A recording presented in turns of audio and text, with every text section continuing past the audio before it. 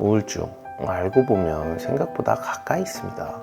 우울증을 근본적으로 잘 다스리기 위해서는 평소에 증상을 인지하고 초기에 대처하는 것이 무엇보다 중요한데요. 하지만 많은 사람들이 자신이 우울증인지도 모른 채 시간을 보내다가 뒤늦게 심각한 후유증에 시달리거나 안타깝게도 극단적인 선택을 하는 경우도 있습니다. 그렇다면 어떤 증상들이 나타날 때 우울증을 의심해 봐야 할까요? 혹시 나도? 라는 생각이 든다면 국가 트라우마 센터의 우울증 자기진단 체크리스트를 한번 활용해 보세요. 질문 몇 가지만 체크해 봐도 내 상태가 어느 정도인지 파악하실 수 있어요. 저도 해봤는데요. 전혀 우울하다고 느끼지 않았는데도 생각보다 점수가 높게 나왔고 결과적으로는 초기 우울 증상이 있음이라는 판단을 받았습니다. 이처럼 스스로도 잘 모르는 상태로 지나치는 경우가 많다는 것 정말 놀랍지 않나요? 우울증, 티나는 병일까요? 많은 분들이 진짜 우울증 걸린 사람들은 겉으로 바로 모르겠던데? 라고 말하시곤 해요. 겉으로 멀쩡해 보이는 사람에게 설마 하고 넘겨버리기 쉬운데요. 이 말은 절반만 맞는 말이에요. 실제 우울증은 겉으로 드러나는 신호들이 있습니다. 예를 들면 말수가 줄고 표정이 무기력해지고 행동이 느리고 집중력이 눈에 띄게 저하됩니다.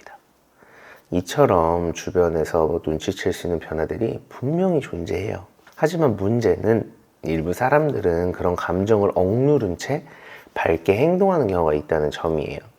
이런 경우를 미소 우울증이라고 부르기도 합니다. 특히 연예인, 세일즈맨처럼 감정을 숨기고 우세하는 직업군에서 종종 나타나죠.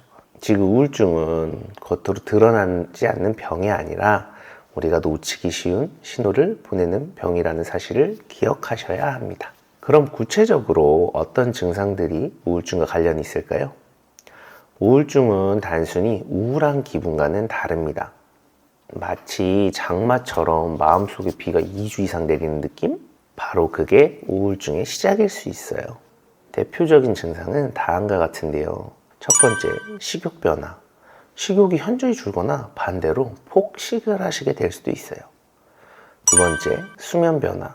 잠을 거의 못 자거나 하루 종일 자고 싶을 정도로 피로감이 쌓입니다. 세 번째, 무기력함. 어떤 일을 하고 싶지도 않고 의욕이 완전히 사라집니다. 네 번째, 행동 변화. 초조하거나 반대로 느릿느릿한 모습이 나타날 수 있어요.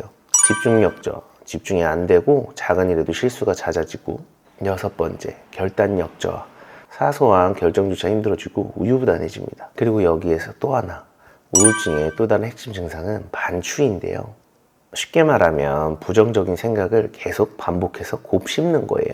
예를 들어 나는 왜 그랬지? 다들 나를 싫어하는 것 같아. 이런 생각들이 하루 종일 머릿속에서 떠나지 않습니다. 그리고 이 생각들이 대부분은 사실 왜곡된 인식인 경우가 많다는 거예요. 내가 겪는 일부 상황을 가장하거나 일반화해서 스스로를 몰아세우는 거죠. 그래서 이런 생각이 들 때는 정말 사실인지 내가 너무 내 입장에서만 보는 건 아닌지 한 걸음 떨어져서 생각해보는 습관이 필요해요. 우울증은 단지 감정 문제가 아니라 신경전달 물질의 불균형에서 오는 뇌 기능의 문제이기도 해요. 대표적으로 세로토닌, 도파민, 노르에피네프린 같은 물질의 균형이 깨졌을 때 우울증이 생길 수 있어요. 그래서 병원에서는 약물 치료나 인지 치료 등 다양한 방법이 사용되는데요. 물론 치료가 필요한 정도는 사람마다 다르기 때문에 우선 내 상태를 정확하게 아는 것이 제일 중요하겠죠? 지금 당장 해볼 수 있는 작은 실천들, 우울증이 의심되거나 우울감이 길게 이어지고 있다면 다음과 같은 간단한 습관부터 시작해보는 것도 큰 도움이 될 것 같아요. 하루 10분이라도 햇볕을 받으면 산책해보세요. 세로토닌 분비가 촉진되고 기분이 한결 나아질 수 있어요. 일정 시간에 자고 일어나고 식사하는 리듬을 만들어 보세요. 뇌는 예측 가능한 안정감에서 회복하거든요. 오늘 하루 어땠는지, 어떤 감정이 들었는지 간단히 써보세요. 감정과 거리를 두는데 큰 도움이 될 거예요. 지금 이 생각 정말 사실일까? 감정 아닌 팩트 중심으로 바라보는 연습을 해보세요.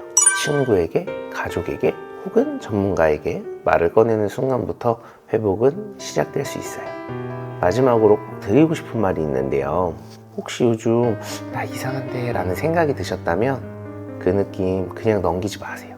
모든 질환이 그렇듯 조기 발견과 개입이 가장 중요합니다. 그리고 지금 떠오르는 누군가가 있다면 그 사람에게 한마디 건네보세요. 요즘 괜찮아? 그 짧은 한마디가 누군가에게는 다시 살아갈 수 있는 힘이 될 수 있어요. 오늘 이 글이 여러분 마음에 작은 힌트가 되길 바랄게요.